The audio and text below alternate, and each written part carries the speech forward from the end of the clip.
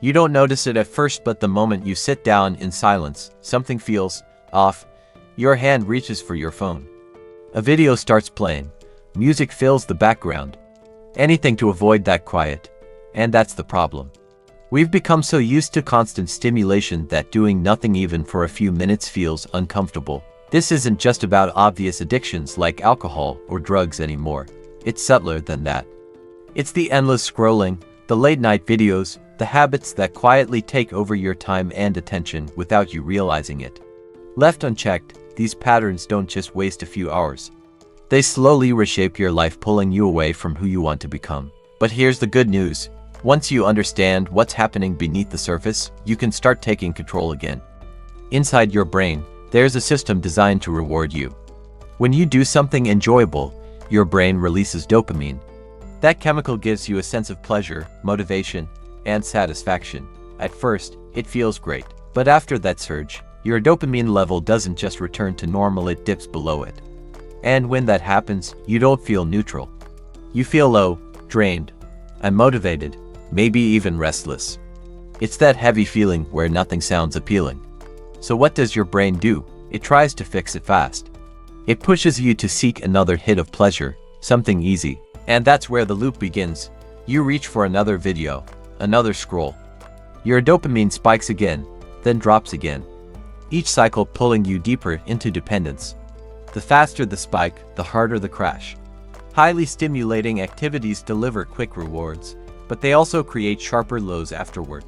Over time, this changes your baseline. Things that once felt enjoyable, like reading a book or a meaningful conversation, start to feel dull because your brain expects intensity. That's why simply telling yourself to stop rarely works.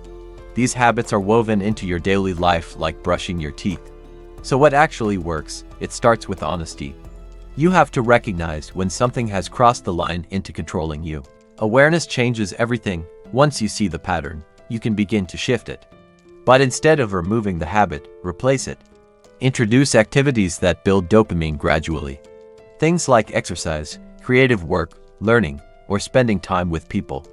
At first, these might feel less exciting, but over time, you start to feel a steady sense of progress. After consistent effort, you begin to see real change, and that kind of satisfaction lasts longer. This shift happens naturally when you discover something meaningful, a goal, a project, something you genuinely care about. Gradually, the old habit loses its grip, not because you forced it out, but because it no longer fits. Still, there will be moments when the urge comes back. When it appears, shift your focus completely. Redirect your mind. Urges are temporary. They rise, peak, and fade just like the dopamine cycles that created them. A lot of these habits are about escape. When you feel stressed or lonely, quick dopamine becomes a coping mechanism. But if you strengthen your mental well-being, you reduce the need for that escape. Slow down. Reflect on what you're grateful for. The way you see yourself shapes the way you behave. If you shift your identity, your decisions start to change. Imagine the person you want to become: disciplined, focused, in control. What would that version of you do right now? Of course, this process isn't perfect. There will be setbacks. But progress isn't erased by one mistake. Growth isn't a straight line. It's a series of adjustments. Over time, those adjustments add up. Slowly, you become someone who no longer depends on those habits. Not because you forced it, but because you outgrew them.